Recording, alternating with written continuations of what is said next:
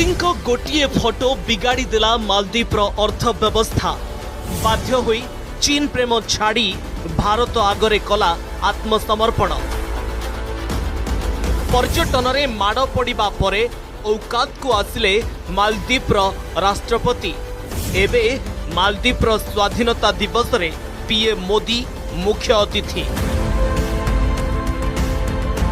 प्रधानमंत्री नरेंद्र मोदी बुधवार ठारू 4 दिनिया विदेश गस्तरे जाइछंती। प्रथमे ब्रिटेन गस्त सारी 25 और 26 जुलाई रे मालदीप जिबे मोदी। पीएम को एही मालदीप गस्तर गुरुत्व ढेर अधिक। 26 जुलाई रे मालदीप 60तम स्वाधीनता दिवस समारोह रे सामिल हेबे मोदी। मालदीप सरकार मुख्य अतिथि भावे जोग देबे प्रधानमंत्री।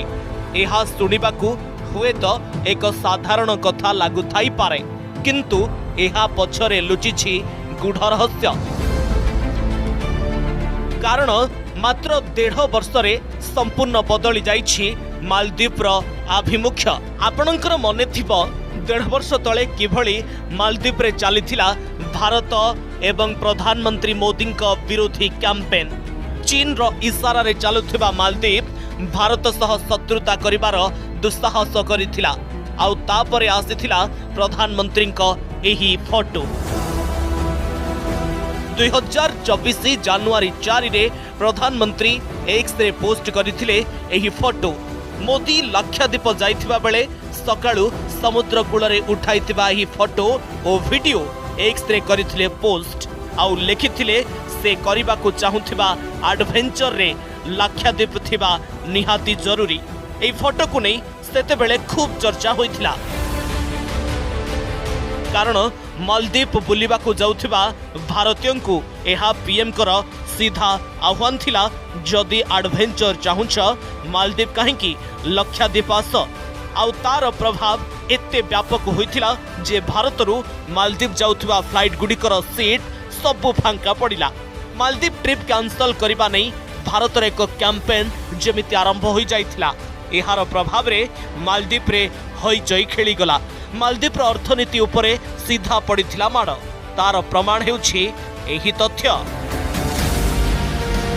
2022 रे मालदीप को आसीथिबा मोट पर्यटकंक मध्यरु 14.40% थिले भारतीय, जहार संख्या थिला 2,41,244।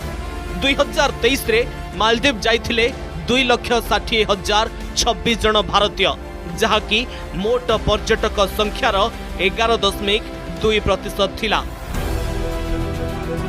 तेबे 2025 जुलाई सुधा एही हार खसी आसी पहुंची मात्र 5.9% रे। केवल 72,200 जन भारतीय ए वर्ष जाइछंती मालदीप। 2023 रे जेउठी मालदीप को जाउथिबा पर्यटकंक मध्यरे संख्या दृष्टि 1 नंबर स्थान रे थिला भारत। 2025 रे ताहा 6ठ स्थान को खसी आसीछि। मोदी को गोटी आह्वान रो प्रभाव केते ताहा एथिरु अनुमान करा जाई पारे।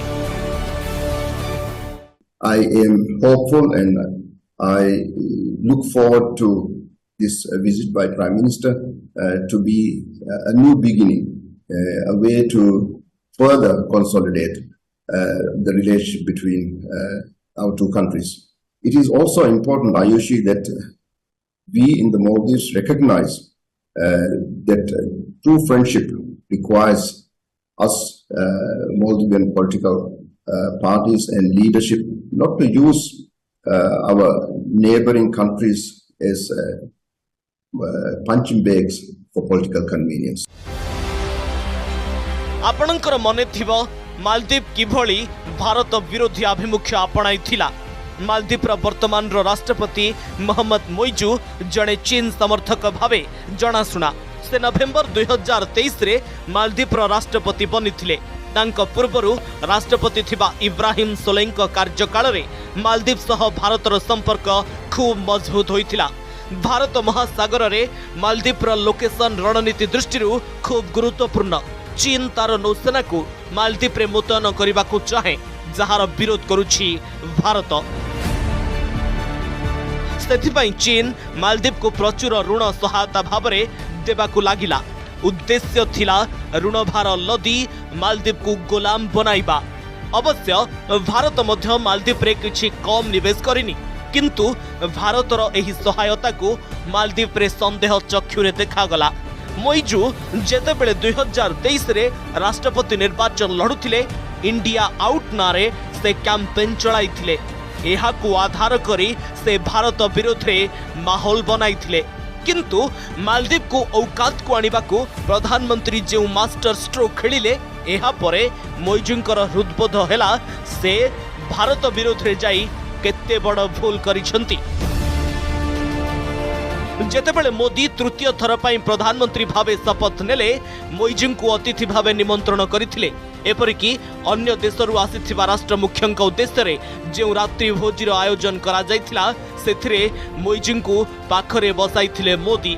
एहा परठू धीरे धीरे दुई देशर संपर्क रे सुधार आसिबा आरंभ होइथिला। आउ आज परिस्थिति एपरी जे मालदीव निज 60तम स्वाधीनता दिवस समारोह रे सम्मानित अतिथि भावे मोदींकर करिछि आमंत्रण।